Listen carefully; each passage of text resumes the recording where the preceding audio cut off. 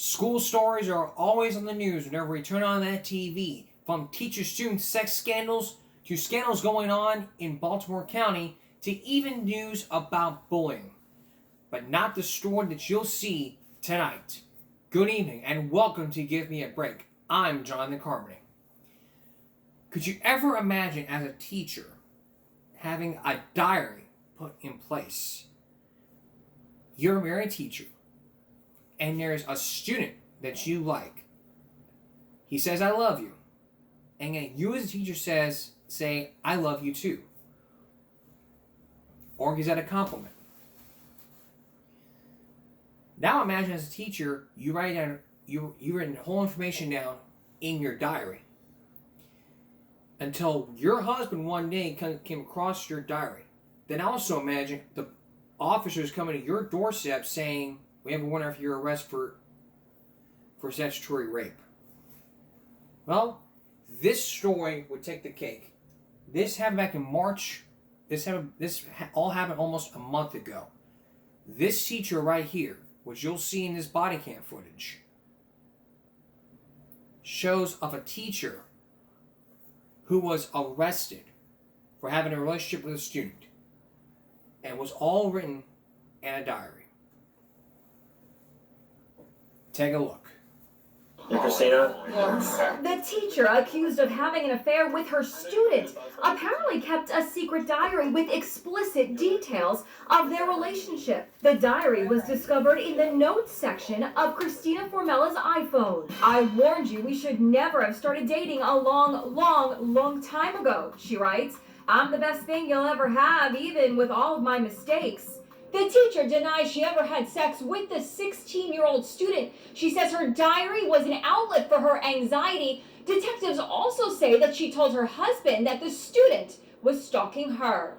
But her husband is apparently not backing her story. Court papers say he told detectives he knows nothing about the student beyond his status as a soccer player. Is she going somewhere? Her husband was a passenger in the car when she was pulled over by police in a Chicago suburb. I don't understand what's going on here. I get it, yeah. You can go to breakfast, thanks. Can you come with me? Yes. Christina married her college sweetheart in a lavish wedding in Italy 6 months after the alleged affair with the student began. The morning of her arrest, she allegedly wrote this about the student in her diary. I said we should break up until after the wedding and after you graduated. And every single blank time you came back and convinced me it would be fine. You ruined us. What did you do? The blank time you came back and convinced me it would be fine. You ruined us. Words could not describe what you saw on that tape. Look at that. She was crying. Well, who was the victim in this case? Well, it was the teacher who decided to go and have an affair with a student. Well, she did not have any affair, but the student in particular was 16. I've said this once, and I'll say it again. In any 50 states you live in, any one of the 50 states, that is statutory rape. In any of the 50 states, whether you live in Texas, California, Florida, Georgia, Tennessee, New York, Connecticut, New Jersey, any state you live in, statutory rape always happens. Rape is rape. An affair is an affair. Now, the teacher says that she denied having an affair with the student, but she claims that he was stalking her. So who's telling the truth here? Well, if the student came forward in court and the prosecutor asked the victim, did you stalk your former teacher? If he had said, no, she came on to me, then the tables were turned. However, if he had said, yes, I came and stalked her, I didn't know she was married at the time. Look, I've known a lot of teachers who have taught me, and I was only 10, but if my little brain here would ever think about having a sexual affair with a teacher, my mind would go, no, no, no, no, no, no, no, no, no, no. That is statutory rape in any of the 50 states. Not only would the teacher be charged, but I could be charged with statutory, but I could be charged and be sent out to juvie. With the parents involved, and even the husband getting involved. But look at her crying.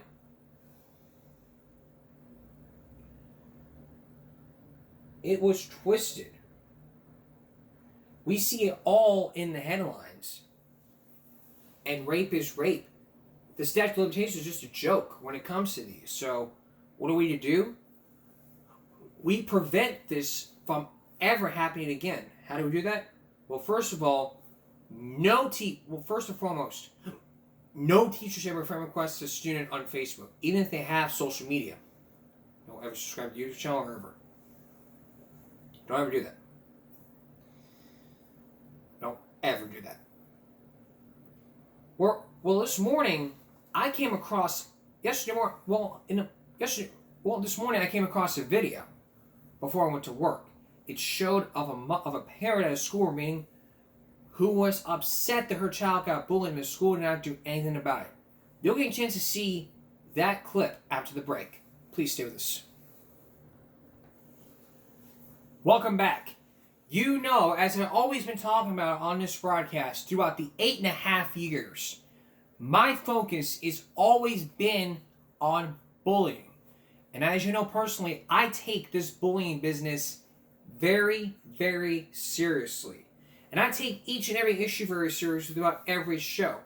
Which is why I created a campaign on Facebook to help stop bullying, speak up, to where you can share your stories on Facebook and present you with tips and information for all parents. That way, you as a parent can know when it comes to your school's bullying policies and your state law.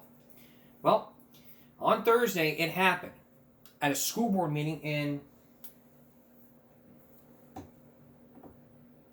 Winnetka County. The school board addresses a bullying policy, but they say it will not change. We're going to play that part of that board meeting in just a few minutes. But first, here's Austin Hicks. Roanoke County 4th grader Autumn Bushman died by suicide in March. Her parents say she was a target of bullying and her mother's grief was on display at the county school board meeting Thursday. We need to protect our children. We need to protect our children. You never even called her to tell her somebody was beating her. You never called her. You could have protected her. Dozens of community members gathered at the Roanoke County School Administration Building to listen to the board on bullying policies in schools. After review, the school board agreed to keep the policies as is. So there were no major changes made to that policy at this time. That policy was already in place and there was very few grammatical errors, and this was addressed. During the public hearing, parents and students spoke on their experiences with bullying and how it has changed over the years with the development of technology. An issue board member David Linden says will take a group effort to fix. We've got to work together. I mean, we're going to have to find some common ground. We're going to have to find a way to maybe try to make a positive out of this situation. And as Ms. Vickers had said, I am a firm believer that these items right here are a big cause of that. But a student at a Roanoke County school spoke about a petition with 3,000 signatures of parents and students. He explained more about how they hope to establish one firm rule against bullying. When a child is reported for bullying, the parents/guardians of both children will be made aware of the situation and will be clearly explained that no further chances will be given to the bully. If a child is reported for bullying a second time, the child will be expelled from the school and will not be allowed to enroll at another school in the district. Board members say there is a survey parents and students can use to make suggestions to the bullying policies in place. They emphasize that the policies can always be adjusted. In Roanoke County, Austin Hicks, WDBJ.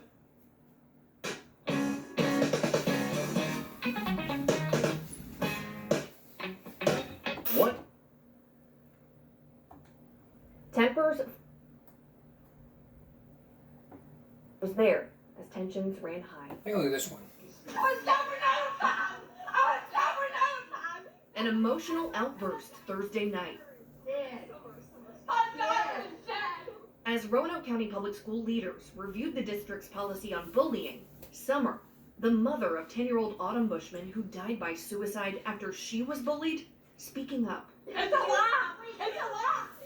We need to protect our children. We need to protect our children. You never even called her to tell her. As more people joined in, every school board member but one left the room, and several members of the public were asked to leave.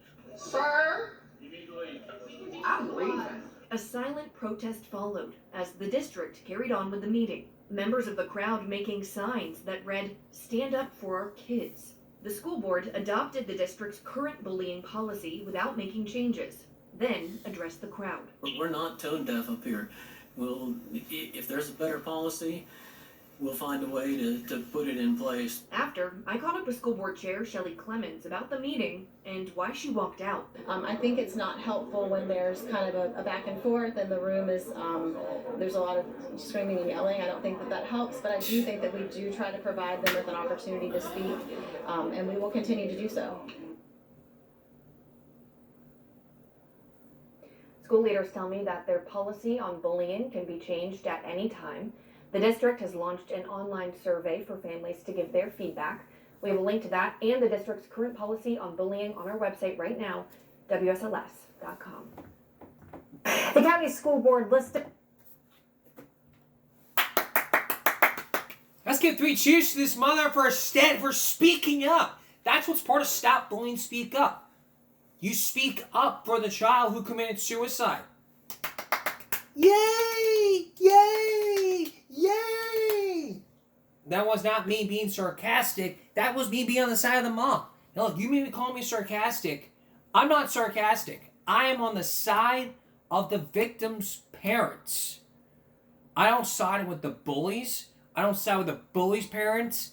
The only side that I take is the victims and the parents. And what do we blame on here? Cyberbullying. And schools create policies, but state lawmakers won't do a goddamn thing. If you watched the 48-hour special years ago called Bullying Words to Kill, one mother went before the state to make a law saying that, every child should be reported for bullying. Something like that. And she begged for the state for that law to pass after her daughter committed suicide via a text message. If you want to see that story, we'll put the link in the description below. But we're not going to play it for you because of monetization. This episode could be blocked, or I could trim out most of this episode for this, but if I get permission, we'll play it. If I don't get permission, we're not going to play it. But this is what I'll say. We'll have also to say after we share with you a portion of that board meeting, which we will do. We will watch together a part of that board meeting with the board members on that April 10th day when we come back. And later on, and still to come, it is still Autism Awareness Month. You're going to meet one person who can recite, who knows a lot about science, and could even make Sheldon Cooper real jealous. Please stay with us. Before we play you that board meeting that happened on April 10th, there is somebody here that was a teacher and has to address something that relates to what we're talking about tonight. Tonight you're going to meet a former teacher of Roanoke County who says more must be done to prevent bullying like this. Like I've always said before, I take bullying very seriously. We've had a conversation with Eric from a group called Stop Bullying CCISD. He makes some really good points, like, we need to take down the lockers on the door, blah blah blah blah. We need to not have people doing self-defense classes, this, that, and the third. Those are very good points, but what this one point we have not talked about is the use of a cell phone. Because not only can it be very useful with technology, but people just use it to film what the hell is going on. They film fist fights, they post stuff on social media, and yet the school systems not do a goddamn thing but tell them, hey, delete that. But if they post outside of school grounds, they film in school and post outside school grounds, they can't touch them. But if they film and post on school grounds, then they'll touch them. Does that mean more policy need to be put in place, like taking away the cell phone? Going back to when, you got to pay $15 to get it back? Well, let's see what this former teacher has to say. Take a look. It shouldn't have ever come to this, to why we're here today. Any child that's being victimized should feel supported and protected. And I don't think she did. Tara Delp says she remembers seeing Autumn Bushman in the halls at Mountain View Elementary. I taught her older stepsister, and I certainly remember seeing her sweet face in the hallway. When Delp learned about Autumn's death, she was crushed. It makes me angry, because I felt like it could have been prevented, and kids should know that it's not that hopeless. She was only 10. Delp spent her 19-year career teaching 3rd and 5th grade at Mountain View. Delp says Autumn's story is not an isolated incident. She says bullying and behavioral problems were left unaddressed by school leadership. The concerns fell on deaf ears.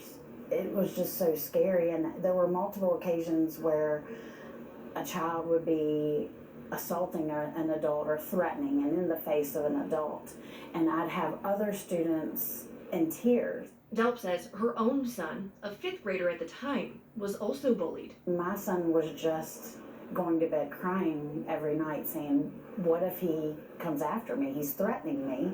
Delp pulled her son out of the school and made the tough decision to resign in 2023. I think the year before I left, at least a dozen teachers left. When I left, I think 14 did, and the following year, a similar number. In the wake of Autumn's passing, Delp is sounding the alarm again. We shouldn't have come to this, and what can we do? What do we need to do? Because it's got to stop. Those kids with behaviors need help, and the kids that are being victimized need to feel protected. Lindsay Kennett, 10 News, working for you. Our times. And sometimes you have to have your kid use it. Okay, before we play this meeting, I have to agree with the teacher. More needs to be done. It's like the school board is just putting on... It's like this. This is what it's like. You get what I'm saying here? Nah, nah, nah, nah, nah, nah. We can't hear you. We can't hear you. We don't want to hear it. We don't want to hear it. We're busy listening to Luke Combs. We don't want to hear it. That's exactly what I meant. No one wants to hear it. Nobody wants to get in the fucking middle. And let me tell you something. I will not bully people. I have not been a bully in any... I've had a good education in Fogg ISD. Looks like the microphone can't be used right now. Try again later. I've gotten a good education in Far Bluff. And I have never, ever been a bully. I have been bullied back in 2009. But back when I was a junior, nothing could have been done. And I really wanted to just address this to the board. But I decided to just let it go.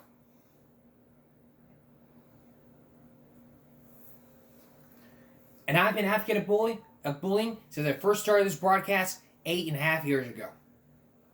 Now, let's look at this meeting. Because a lot of people are just, because this is all about the bullying.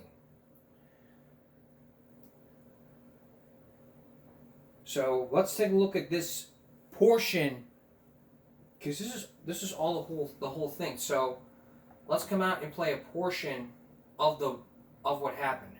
Take a look. Following to discuss the investigation. Take a look.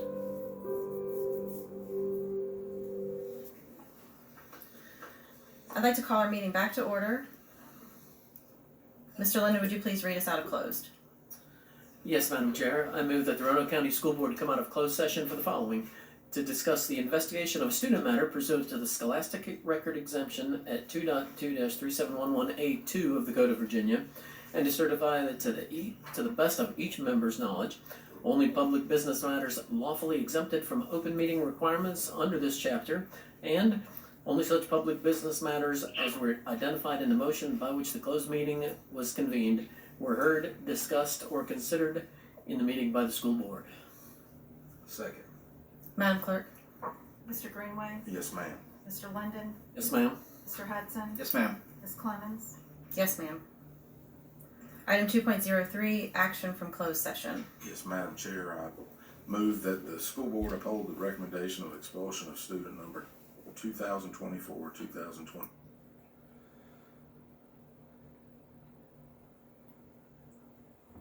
We silence their experience. I often hear from students whose goal. So let's go for that comment thing. Realize that voting tonight on the consent agenda is to vote to keep the current measures in place, which is frankly not working for us. Bullying is a public health concern that affects nearly 20% of all students in any given year, and as many as 50% of our students have experienced bullying within their lifetime. In our schools and online, children are experiencing repeated targeted behaviors meant to hurt, humiliate, and isolate them. These acts of aggression, whether physical, verbal, or social, can have devastating consequences if not addressed. And unfortunately right now, Roanoke County is grieving the tragic loss of a 10-year-old Autumn Bushman. My heart goes out to her friends and family. There's sadly not a day that goes by in my office where I don't hear stories about bullying here in Roanoke. In fact, the very same tragic week that we lost Autumn, I had another very kind, empathetic 9-year-old in my office, sharing nearly identical struggles.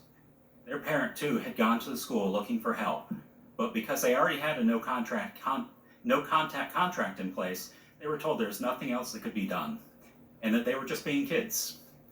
Different schools, different districts of the county, same situation. This clearly is a system-wide problem, and we need to solve it. The current policy as written highlights the definition of conflict following it as if to excuse peer-to-peer behaviors. While conflict is a normal part of human interactions, especially with our young people, bullying is not. And victims of bullying often react to aggressors out of a sense of self-preservation. That's how our brain works, especially during child development. This does not erase the fact that they are being bullied. The way it's written now, I fear that the policy encourages us to classify events as conflicts rather than bullying, and if we reframe it as conflict, we minimize the harm done to the victims. We silence their experience. I often hear from students whose goal in bullying is actually to provoke a reaction so that their victim gets suspended along with them. It seems to me that our students understand the flaws in our policies better than we do as adults. As a community committed to well-being of our students, we cannot afford to blur these lines. And that's why I'm urging this board tonight to vote against the current policy update and instead call together a work group for a comprehensive review and make meaningful changes to our anti-bullying policies. We need definitions that reflect the lived experience of our students, and we need to invest in staff training. We need to also make sure there is transparent reporting and consistency with follow-through to parents. We also need to create a culture shift that holds space for both accountability and healing at all levels. Bullying starts with our policies at the top and trickles down to our students. Let's choose to lead by courage, and let's ensure our schools are places where kindness is expected, safety is non-negotiable, and bullying in any form, in any name, is never tolerated. Thank you.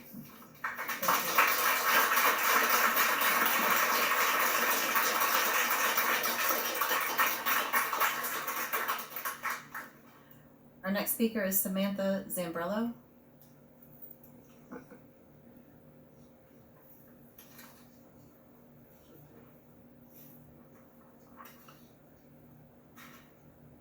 Good evening. My name is Samantha Zambrello, and I am a parent of 2 children that are in the Roanoke County school system. I know much of tonight's focus will revolve around bullying policies, consequences, and the need for change to protect our students. I want to share how my students' experiences pertain to bullying and the current state of our schools. I would like to start by sharing my kindergartner's experiences this year. She started off school this year not learning academics because other students' behaviors made learning take a back seat to their behaviors. on at least 10 occasions, she came home with marker on her clothes because a peer couldn't use class materials properly. At the start of the second semester, she finally got a new teacher who makes sure that learning takes place. But now she sits in the dark. And last time I checked, sitting in a dark classroom, it can lead to eye strain, disturbance in sleep cycles, and can cause mood changes, as well as contribute to anxiety and social isolation. She comes home every day and tells me about new cuss words that she's heard, or the same ones being repeated. Tells me about middle fingers being thrown.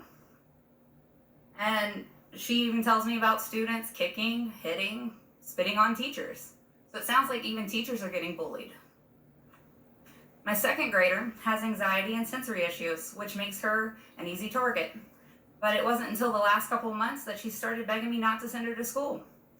She even altered where she eats her lunch because 2 students found out that making gagging noises around her can upset her and make her physically ill and not want to eat. Now she sits behind the cafeteria door. Or she can choose to sit in an office to avoid these students. It is my opinion that these behaviors my children witness will only continue to get worse if we remain not checking the problems and giving the proper consequences. And it can lead to bullying if we continue to let these behavior problems escalate and dictate the classroom environment and the learning that takes place. Thank you. Thank you.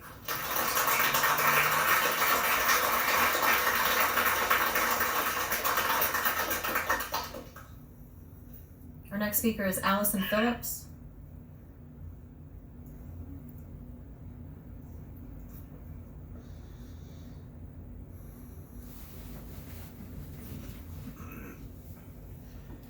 We're actually gonna, there's a lot more to this, so let's say this. Because I know everyone's gonna want to have their say about this in the comment section, which you can do so while after this episode. But I know you got a lot to say right now, so there's still a lot more public comments about this. So here's what we're gonna do. We're gonna take a break. We're gonna take a break here, and when we come back, we're going to hear more from people who want bullying policies change, and schools who say, nope, we don't want to change school board policies. We want the policy to stay the same. We're going to hear from the school board and the public commenters when we come back. Please stay with us. Welcome back. How do you prevent bullying from happening in your schools? We create laws, we create policies and procedures. In schools, there's policies and procedures that every school district has to follow.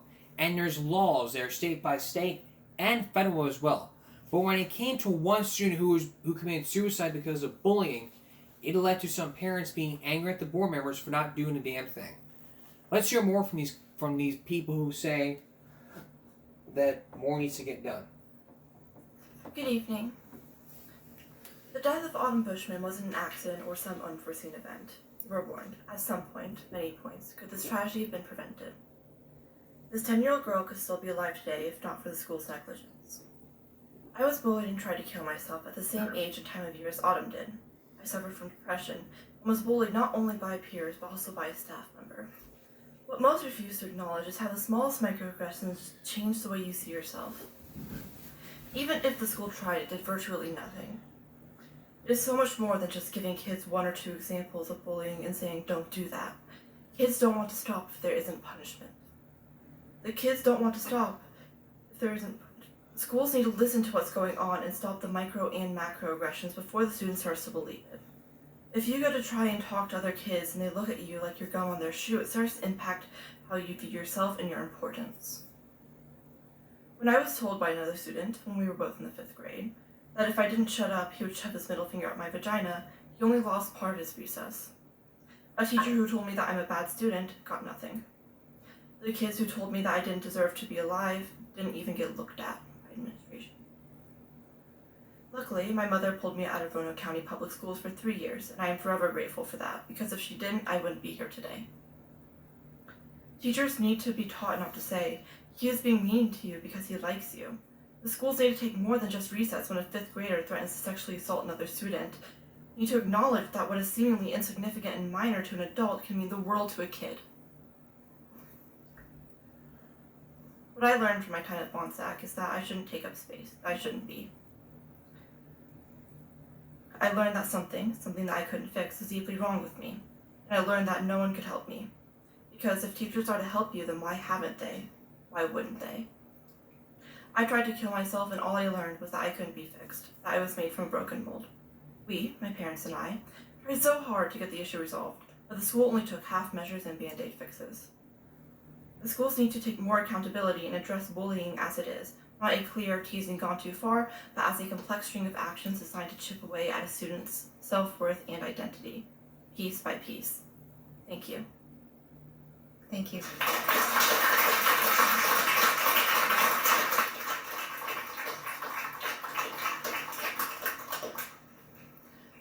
Our next speaker is Reagan Costello-Witt.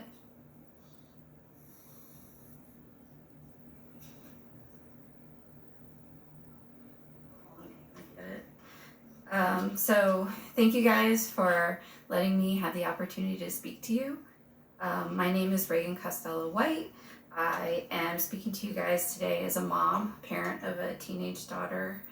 And first of all, I'd just like to say that I think this is a really important opportunity for us to be heard as a community, to have this chance to come together and express our concerns and share ideas about possible ways forward. I just want to share a short story about bullying, an incident that affected my daughter recently. So a little while ago, I got a phone call from her. She was in the bathroom sobbing. And it took me a while. I don't know if you've ever tried to get information from a sobbing teenage girl, but I kind of made out through the sobs, like, they're calling me these terrible names. And I won't repeat what they were because they were truly horrific and sexual harassment. And this was the first time I'd heard about this bullying happening to my daughter. So I told her, go to your counselor. Go to your school counselor. I'm coming there immediately. And I got in my car and I drove to that school. And let me tell you, I was hot. I was coming in hot. And I said, I need to meet with the principal now. And to Mr. Whitlow's incredible credit, he met me immediately with kindness and compassion, along with our daughter's amazing guidance counselor, who had been there for her for years, providing support and unconditional acceptance from day one when they met. And I gotta tell you, they offered so much love and support for her, and they did their best, but it wasn't enough, right? Like, it wasn't enough. Bullying is a complex issue. And what happened after that meeting was the bullying didn't stop. It just kind of evolved. It went to social media, and it became something that was harder to put your finger on, harder to name. It wasn't just name calling in a hallway, it was more than that. And so what I'm saying to you guys today is that this is a big issue. It's not something that we can solve today in this meeting. It's going to take all of us putting our heads together. And I know that this is just one small story, but I'm really hoping that we can keep this conversation going and that this is something we can address as a team. Thank you. Thank you.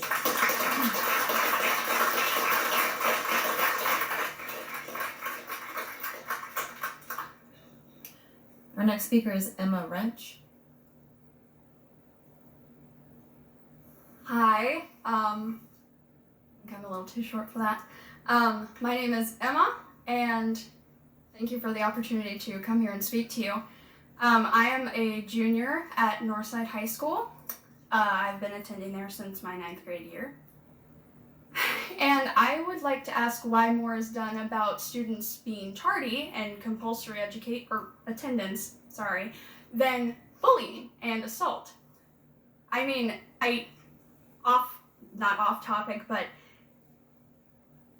another factor is the fact that nothing has been done about a 10-year-old girl who felt pressured enough by people in 4th grade to kill herself. And it's not a statistic like the 4,400 deaths at least a year from suicide of adolescents just in the US. She was a person, and she was beautiful, and her parents, Mark and Summer, are back here hoping that something will be done for her. As a student, I have been bullied. I have been physically assaulted by students at school, and I'm sure many other people have. I've heard their stories. And even with video evidence, nothing was done to that student. She was talked to, but I wasn't allowed to know any details. I wasn't given any confirmation that nothing would happen,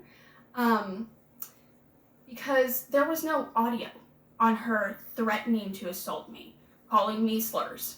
Nothing was done about that.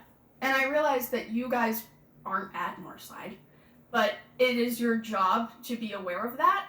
And I think it's horrific that this is just left when everyone goes home. They don't think about this afterward. We need to go home and think about the fact that there's a 10-year-old girl in the ground and something should have been done.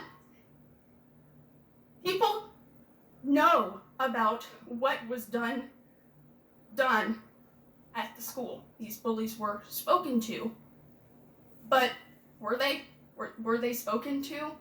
Were they told that this is unacceptable? I mean, what was done? Because when we're made to go to school, when we don't want to go to school for reasons just like this, I mean, we get punished for missing 10 days.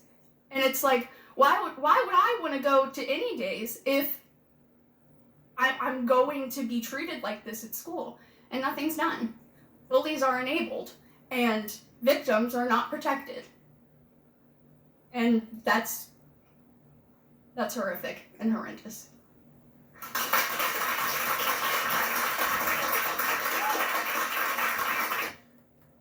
I know there's a lot of speakers going on. Before we get to our next speaker, there is a point I should point out. Back in our second look, we focused in on a school system that basically puts the spotlight right back on the victims. If you don't remember the story, the parents were called into the meeting, and they said, "We can't keep your daughter safe. We'll provide you with homebound school." That's exactly what they said. They went to the police. They filed a lawsuit. The school says, hey, whoa. We had nothing to do with this.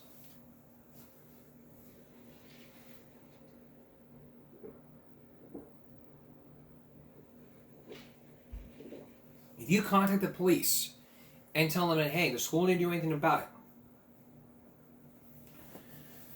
Because if it's like, well, Dale beat up Johnny, it's like the school saying, well, there's nothing we can do about it. Go file a police report.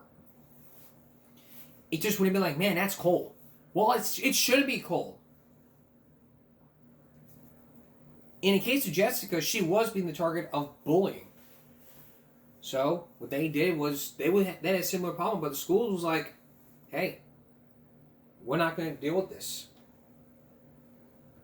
All right, here's our next speaker. And then we're going to wrap. I want to thank, not a lot of people pronounce my last name correctly, thank you. So, my name is Patrick Ryder. I'm also a junior at Northside High School. I want to thank y'all for the time and the opportunity to speak to you tonight.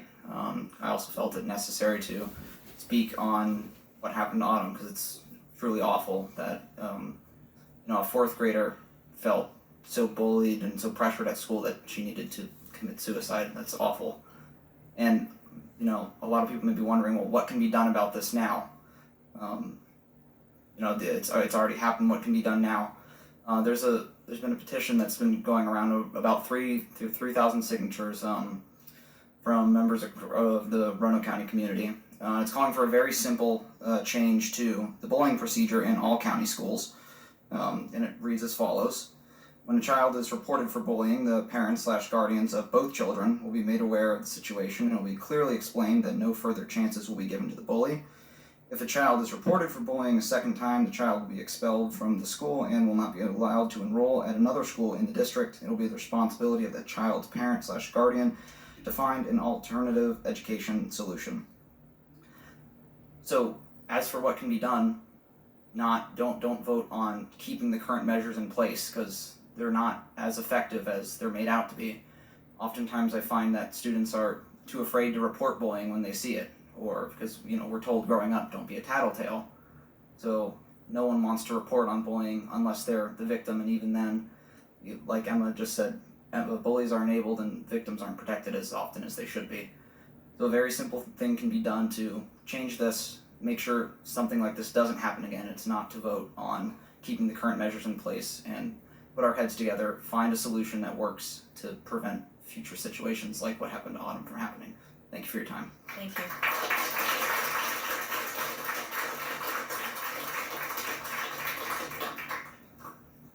Our next speaker is Laura Bowman.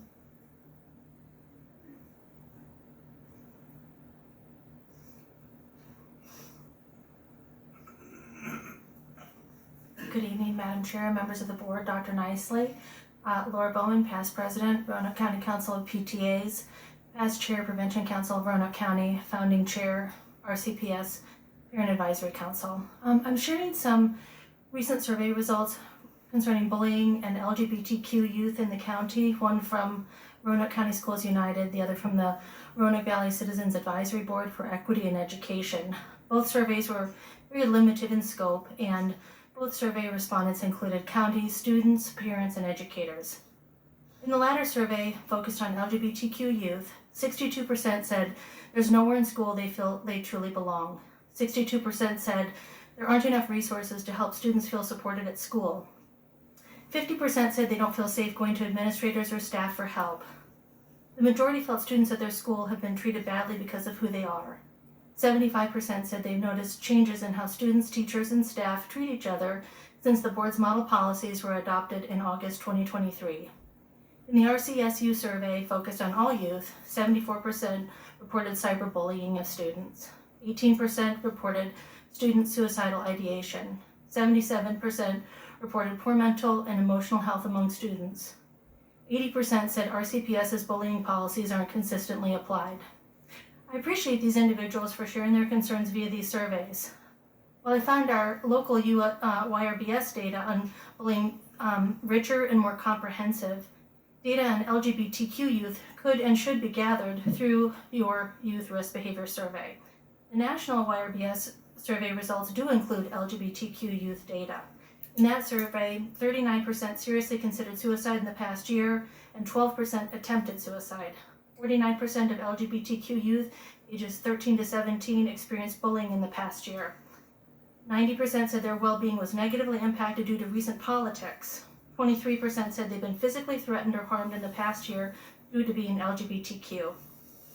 As chair for the Prevention Council, I was involved in the YRBS questions process. I learned about crosstabs, how one data set impacts others. Looking at the data, there's no denying the disparities and challenges LGBTQ youth experience. The local YRBS data helps the guidance department with targeted interventions at individual schools and grade levels. Including LGBTQ students in the YRBS would help the education department do just that for this population of students who are struggling. The board implemented policies that impact LGBTQ students, and since then has been quiet in your meetings. That's convenient for all of you, and it may make you think those kids are all right, but being quiet often means kids have retreated into themselves and don't feel safe being themselves. That's a scary place for kids who need love, acceptance, and support, as all kids do. I urge the board to consider the survey results I've shared tonight, revisit your policies, and revise the next YRBS. Thank you for your time, and a little shout out to all the educators and staff in the school systems whose hearts are hurting and who show up for their students and love them like their own. I see you and I appreciate you. Thank you.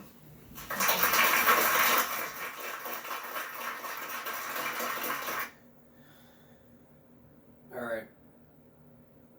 There's a lot. All right.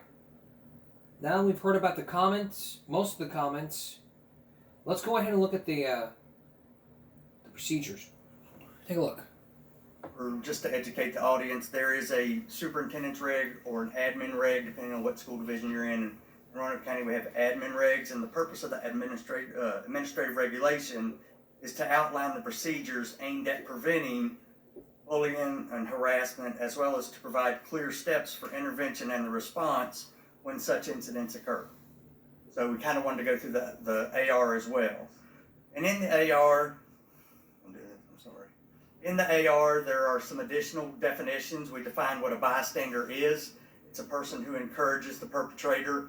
It shall be a violation of a policy for any school personnel or third parties, bystanders, to tolerate or participate in harassment and bullying. Bystanders who fail to report incidences of bullying may be subject to disciplinary action. And that's really the point I want to point out is if you're a bystander and you're not intervening by policy, you may be subject to disciplinary actions as well. The admin reg also defines the 4 types of bullying. So we have relational bullying, verbal bullying, physical bullying, and cyberbullying. So cyberbullying is, in my opinion, one of the ones that is the fastest growing. It's harassing, humiliating, intimidating, and or threatening others on the internet or through any technological device. For example, phones. The one lady spoke about the phones.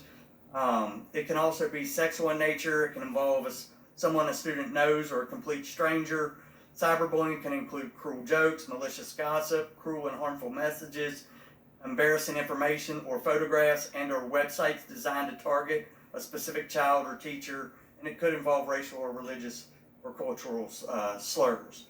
I want to emphasize at this point that with cyberbullying, when it's reported to the school and or we find out about it and it disrupts the school environment, we do intervene even if it's outside of school hours.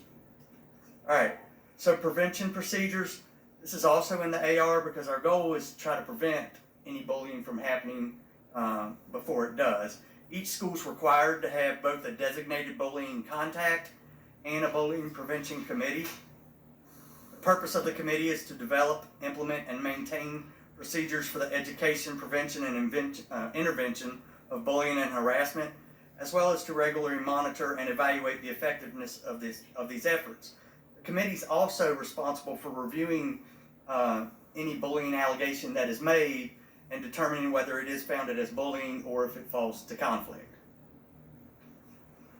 So at this point, I want to show everybody where you would actually find the bullying report. So if you go to any school's webpage and you click on parents and students, it'll bring up this next box, and you would click on bullying prevention.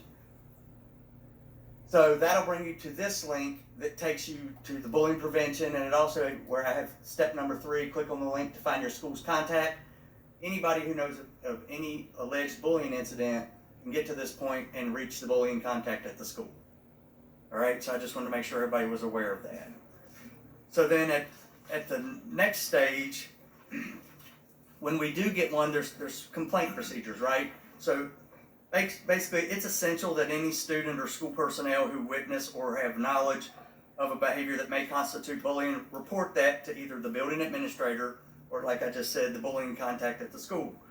Bystanders play a critical role in ensuring a safe school environment. A common question we receive is how school administration responds to incidents of bullying that occur outside of school. If an act of bullying or harassment takes place off campus, but it's reported to school staff, and or it causes disruption to the school environment, it becomes the responsibility of the school administration to address the matter in accordance with the policy and this admin reg. So, after we get the complaint, that's when the investigation begins. So after the alleged complaint, the counselor, the administrator, or the designee begins to investigate the allegation. This could include interviews with the victim, with the perpetrators, or any other pertinent bystanders. And at this point, I will turn it over to Dr. Hughes, who will walk you through those interview processes.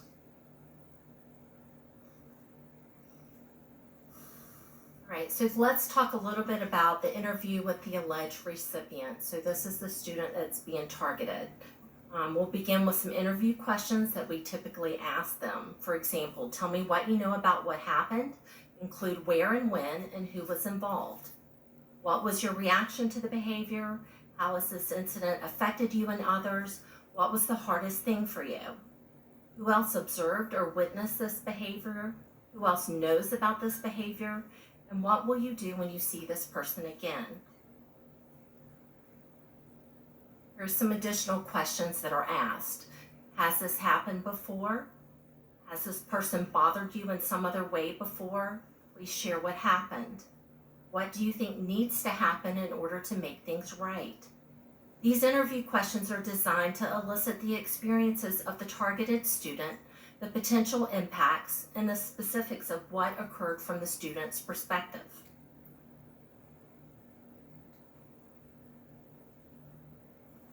Here are the interview questions for the student with the alleged bullying behaviors. Tell me what you know about what happened. Include the where and when and who was involved. How did the other student react? How do you think that they felt? How do you think the other students have been affected by your actions? What were your thoughts when this happened? What have you been thinking about since this incident? How have you been feeling? What will your family think or say when they find out about your actions? Here are some additional questions that we ask. Are you aware of the Roanoke County Public Schools bullying policies? Are you aware that there are significant consequences for bullying another student? How could you improve the situation and the behavior you have done towards the other student? What do you think that you need to do in order to make things right? What could you do differently in the future? All of these interview questions are for the student with the alleged bullying behaviors. The questions help to determine what happened and also how to help. We ask the student to consider how the other student may have felt and how they were affected. We also clarify what their awareness is of the bullying policies, but we also want them to understand the potential ways to problem solve. Questions are adapted based off of the age of the student and the developmental level of the student. We also have additional questions for the witnesses. Tell me what you know about what happened and how you learned about this incident. How did the student respond? How do you think they felt? Was the behavior unwelcome? Did the student ask them to stop? Did the alleged bully stop? How has this incident affected you? How do you feel about what happened? To your knowledge, has this happened before? Has this person bothered you or someone else in another way before?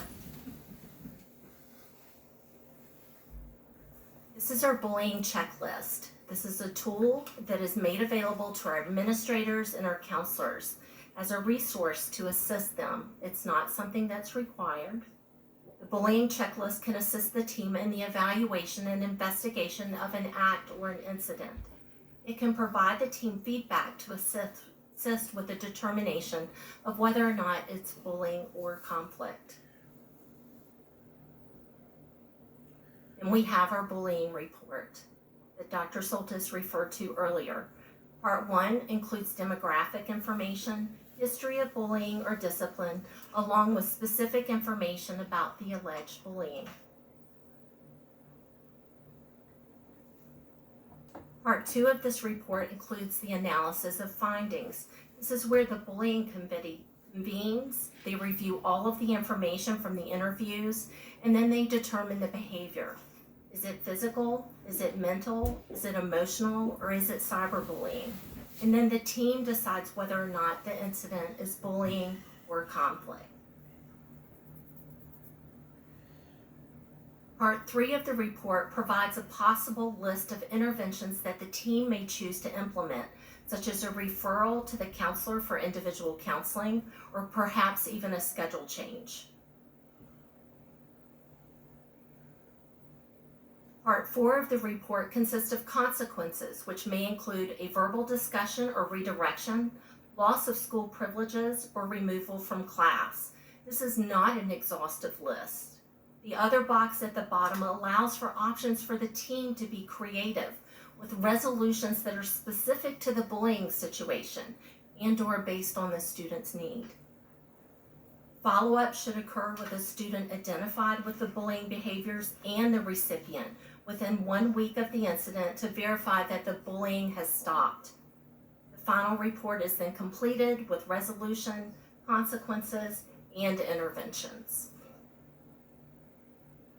So we just want to point out that in addition to the consequences and support that Dr. Hughes mentioned, these additional supports and consequences may also be determined appropriate by the team. Sometimes it's appropriate, depending on the situation, to give the student a chance, the students involved, a chance to meet together and try to work it out with counseling support. Counseling sessions with a school counselor, and this could be for both individuals, a life counselor or a psychologist, conferencing with the parents, or a bullying contract. Additionally, some more punitive consequences may occur that were up on the slide when Dr. Hughes spoke. Could be referral to the SRO if it's deemed a crime, in-school detention, after-school detention, or out-of-school detention. Exclusion from special privileges or extracurricular activities. This would be more for the high school level, but loss of parking privileges. All the way up to the recommendation for expulsion. So there is a wide array of options that are available for the team to determine is appropriate as far as a consequence goes. We also have a bullying contract. This is another tool that's at the disposal of the bullying team to help solidify the parent and student's understanding of the bullying behavior and also address expectations of behavior moving forward. This form may be adapted by the team to meet the specifics of the bullying situation.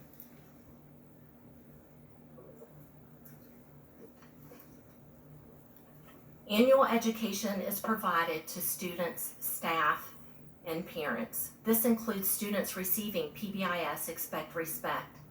Students are explicitly taught and retaught self-advocacy skills. We do teach them, stop, I don't like what you're saying or doing when they hear or see disrespectful behavior. We also teach our children to be upstanders.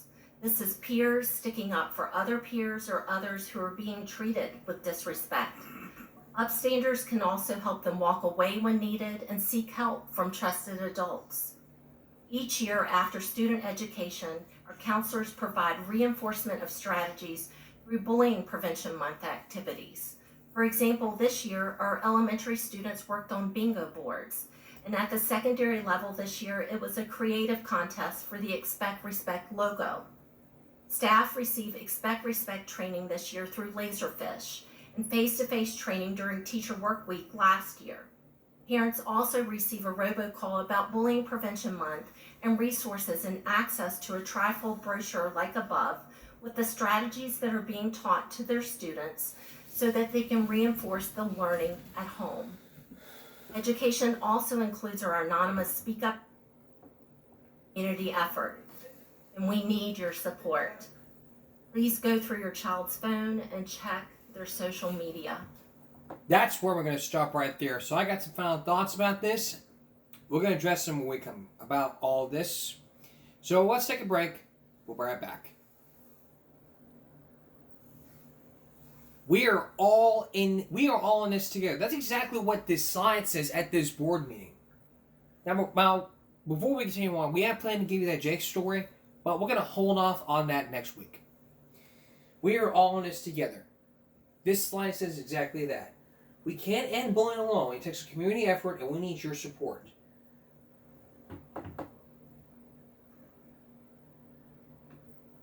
Installed earners. We are all in this together. We cannot end bullying alone. It takes a community effort, and we need your support. Please go through your child's phone and check their social media. Be a good adult role model. Reach out to your child's school. Report any potential bullying. We do want all of our students to be safe and respectful and responsible. Partnering with educators is essential for creating a strong support system for children's learning and development. When parents and educators work together, they can provide consistent and nurturing environment that helps our students succeed both academically and socially. One important area where parents can have a significant impact is promoting cell phone and social media safety. Some things to consider include setting clear guidelines for screen time, ensuring children understand the potential risk of sharing personal information online, and setting parental controls on devices that children have access to. By using parental control apps and monitoring social media usage, parents can help protect their children from cyberbullying, but also inappropriate content. Furthermore, keeping the lines of communication open between students and parents is essential. Engaging with educators to stay informed about digital safety programs and resources at school also ensures a unified approach in guiding children through the challenges as they navigate this digital world. The safety and protection of our students, as well as character building, are priorities of Roanoke County Public Schools, because together we can all make a difference.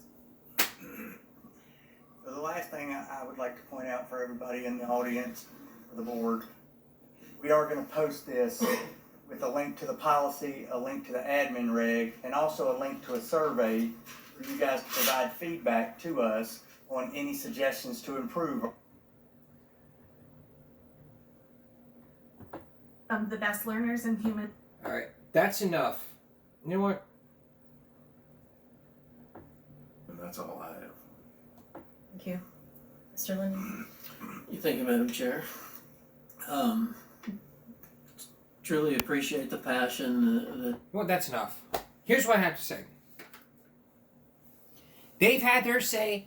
I'm saying, they've had their say. They've had their say. Everyone had their say. Somebody needs to speak up. And as somebody who has been bullied, well, somewhat, who had a good education, I'm going to speak up for the community, for that community. So it's time for me. It's my turn. Okay? The policies don't work. Whenever we create policies, it doesn't often work because the spotlight gets put right back on the victims. And when it gets put right back on the victims, then, you know, we go back to square one. So they must tell you to say to yourself, hey, you know, we need to start changing policies and retrain teachers and staff members. It shouldn't be just the parents that should be concerned about the safety of a child. It should also be a school staff member. That's what it should be. And here in this community, we have what's called a reported bully. You go to the school's website, you report the bully, and then the school helps out. Well, half the time parents say it often doesn't work because they don't want to deal with this. You know what the parents tell their kids? Go kick his ass. And then the parents will handle it. You know, violence doesn't solve anything. If I told my nephew, hey, if I heard my brother, because I'm an uncle, and if I ever heard my brother telling my nephew, hey, go out there and kick his ass, I would not be very supportive of that. And for people who want to sit there and say, well, they don't want to be a tattletale, telling is not tattling. Over 40% of kids say they have been bullied on the internet. We need laws. Train teachers, take down boundaries. Basically, the advice is just unplug. You're going on chat rooms, you're going on social media, and people tell you, I want you to... That's unplug. When you choose the behavior, you choose the consequences. Every behavior that you choose, good or bad, there's always consequences. And always, every school district should have the two sides of the story, because let me tell you, no matter how flat you make the pancake, there's always two sides. No matter how flat the pancake is, there's always two sides. There's always two sides to every story. It's not just a third side. That's something what the school wants to hear. Two sides of the story. The victims and the bullies. Well, in one case, when we watched that 2020 summit, we heard the side from the victims, the side from the school, superintendent, the side from the parents, and the other side from the bullies. That's the whole square. The whole square of it. Four sides to every story. It's like everyone should have a chance to tell their side of the story. You know, I want to talk to that mom who was very outrageous. I want to hear her side of the story. What made her so very angry? So, we're going to keep following this. And on the future, give me a break. We'll let you know what happens. We'll be right back. Come up next week on the broadcast, the story of one person who knows all about child prodigy. His name is Jake, and it's still Autism Awareness Month. You'll get to hear his side of the story all about how he got interested in science and math, and how his autism helped him become the greatest child prodigy ever. And how only 13 he goes to college. That's next week. That's all for this edition of Game Break Friday going to Saturday. We're probably gonna be off for a second look Saturday, but unless we find a second look, it could be the one from when we talked about from years ago from bullying. So if that ever happens, we'll see you again for Game Break Saturday night. For everyone here on YouTube, I always say this: stop bullying, speak up. Concentration, not strength. No jaywalking. Take care of yourself and each other. Good night.